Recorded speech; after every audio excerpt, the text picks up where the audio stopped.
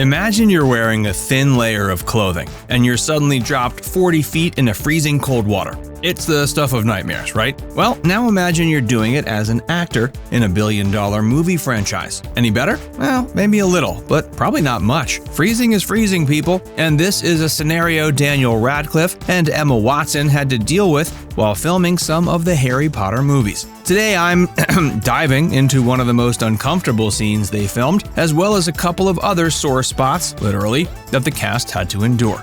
Before we get into the freezing cold water, let's talk a little about the freezing cold air, and by that I mean filming the Quidditch scenes. And no, they didn't actually send the cast way up into the cold English air to film. They had green screens for that. But one thing they didn't have green screens for were the brooms the wizards all rode while playing Quidditch. Those props were strictly functional and were basically just brooms. And while you might think they came fitted with some extra cushiony seat for the rear ends of all the actors, that apparently was not the case.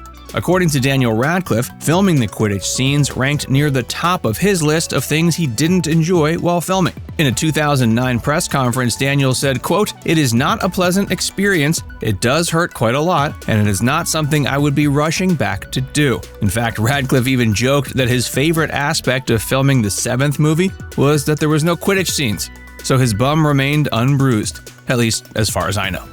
So while Daniel may have gone into the filming of the final movie feeling great about a lack of Quidditch scenes, he was about to get a lot more uncomfortable, as were Emma and Rupert Grint. There's a scene towards the end of the movie where the three of them are carried by a dragon out of Gringotts. But instead of a gentle landing on, say, land, the kids are dropped into a lake from quite a high distance. But it wasn't even the drop or getting soaked that made the day uncomfortable.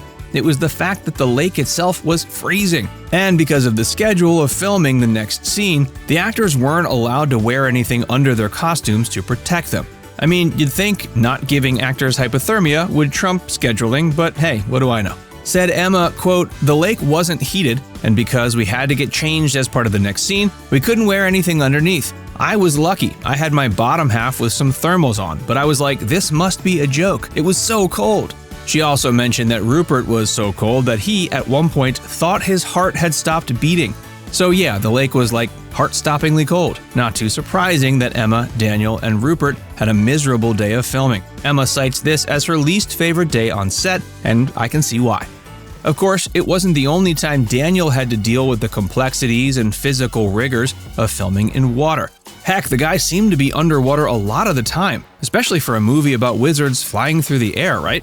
In The Half-Blood Prince, he and Michael Gambon, aka Dumbledore, have to fight against undead corpses known as Inferi. The battle is in a dark, water-filled cave. And apparently the process was not ideal for Daniel. In an interview in 2022, he reminisced on the shoot, saying they had him hold onto a wire while he was holding his breath underwater. Then, when they called action, he was yanked quite hard out of the water. Of course, since the surface of the cave water was supposed to be on fire at the same time, he had to ascend into that. Said Daniel, quote, "So I flew out of the water and there was like a ring of fire around me. So I was just like bursting out of the surface of the water through a ring of fire." Sounds like fun.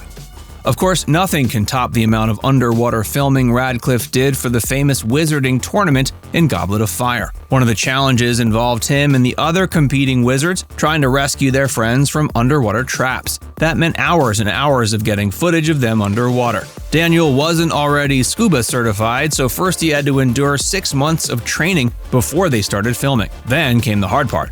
They filmed a total of 41 hours of footage of him underwater. And unless you happen to have gills, that's a lot of time underwater. He ended up with serious ear infections on 2 different occasions. And according to Daniel, they only used about 7 seconds a day of the footage they got. But ultimately, he felt it was the right decision. He said, quote, "There was a lot of talk of someone else doing it and superimposing my face on it. That would have looked like rubbish." For Emma Watson, the grueling parts of filming the Harry Potter series made it a difficult process, and she actually considered leaving the production altogether at one point, as did Rupert Grint and Daniel Radcliffe, though apparently they never shared that fact with one another until years later. For Emma, it was in large part because of the loneliness she felt while filming, especially because she was missing out on school and being around her friends from home. But at the same time, Emma was able to re-examine the challenges of filming in a more positive light later on. When doing press for her movie Noah in 2014, she talked about how the rigors of filming Harry Potter prepared her well. She says that she doesn't expect any filming to be as difficult as the Harry Potter production, and that, quote, "I'm pretty prepared for most things people can throw at me, whether it be animals, water, stunts, CGI, whatever it is." So despite having a tough time getting through it all, she clearly came out the other side feeling the benefits. Even Radcliffe ultimately had good things to say about the grueling process.